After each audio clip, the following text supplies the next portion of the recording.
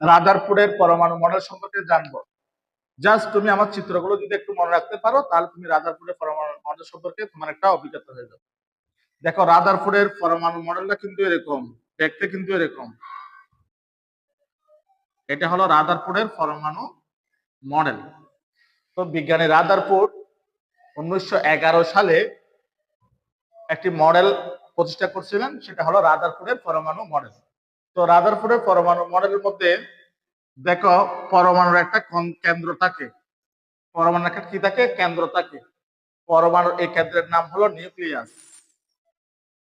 Nucleus অর্থাৎ পরমাণুর একটা কেন্দ্র থাকে, তার নাম কি, নিউক্লিয়াস। আর নিউক্লিয়াসের আশেপাশে থাকে দেখো প্রোটন থাকে, কি থাকে, প্রোটন।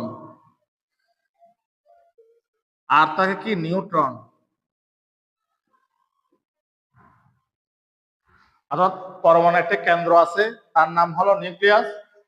আর নিউক্লিয়াসের আশেপাশে থাকবে প্রোটন এবং নিউট্রন, এবং বাইরের কক্ষপথে ইলেকট্রন সমূহ ঘুরতে থাকবে, অর্থাৎ ঘূর্ণায়মান।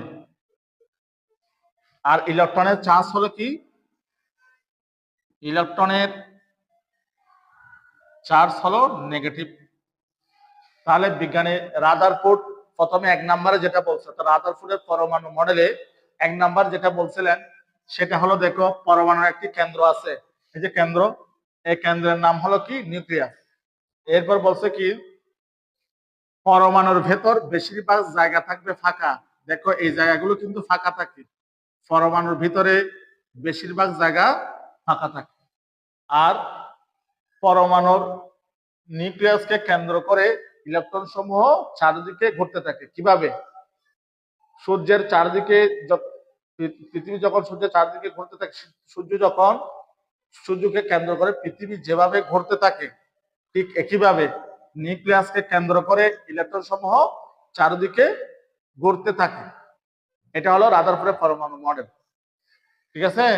এরপরে পরমাণুর ভিতরে বেশিরভাগ জায়গা ফাঁকা থাকে, আর পরমাণুর ভিতরে থাকে কি, প্রোটন, নিউট্রন। আর ইলেকট্রনটা কোথায় থাকে, ইলেকট্রনটা পরমাণুর বাইরে অবস্থান করে। এটা হলো রাদারফোর্ডের পরমাণু মডেল। হ্যাঁ, রাদারফোর্ডের পরমাণু মডেল এবং বোর পরমাণু মডেলের মধ্যে কিন্তু একটা তফাৎ রয়েছে। সে তফাৎটা কি আমি একটু বলছি।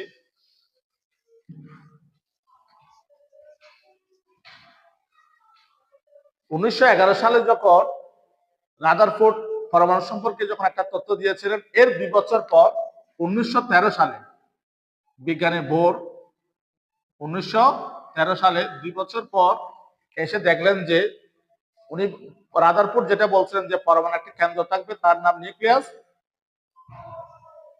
আর নিউক্লিয়াসকে কেন্দ্র করে ইলেকট্রন সমূহ ঘুরতে থাকবে। তবে কতটুকু ঘুরতে থাকবে বা কতটুকু ঘুরবে, এর সঠিক ব্যাখ্যা কিন্তু রাদারফোর্ড দিতে পারেনি। পরবর্তীতে 2 বছর পরে অর্থাৎ 1913 সালে বিজ্ঞানী রাদারফোর্ড এসে বোর এসে দেখলেন যে হ্যাঁ, নিউক্লিয়াসকে কেন্দ্র করে ইলেকট্রন সমূহ ঘুরতে থাকবে, তবে অনুমোদিত কিছু বৃত্তাকার কক্ষপথে। যেমন আমি একটা বোর পরমাণু মডেলটা অঙ্কন করতেছি, এই যেটা, অর্থাৎ উনি বলতেছে পরমাণুকে কেন্দ্র করে ইলেকট্রন সমূহ কতক্ষণ ঘুরবে, মনে করেন n = 1, মানে একটা কক্ষপথে ঘুরবে।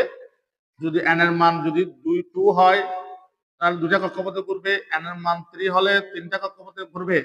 অর্থাৎ মানে যত n এর মান যত, ততবার ঘুরবে। অর্থাৎ বিজ্ঞানী বোর বলছিলেন যে নিউক্লিয়াসকে কেন্দ্র করে ইলেকট্রন সমূহ অনুমোদিত কিছু কক্ষপথে, অর্থাৎ নির্দিষ্ট কিছু কক্ষপথে ঘুরতে থাকবে। অর্থাৎ বিজ্ঞান রাদারফোর্ড বলছে ইলেকট্রন সমূহকে কেন্দ্র করে, নিউক্লিয়াসকে কেন্দ্র করে ইলেকট্রন সমূহ ঘুরতে থাকবে, কতক্ষণ ঘুরবে তার কোনো ব্যাখ্যা দেয়নি।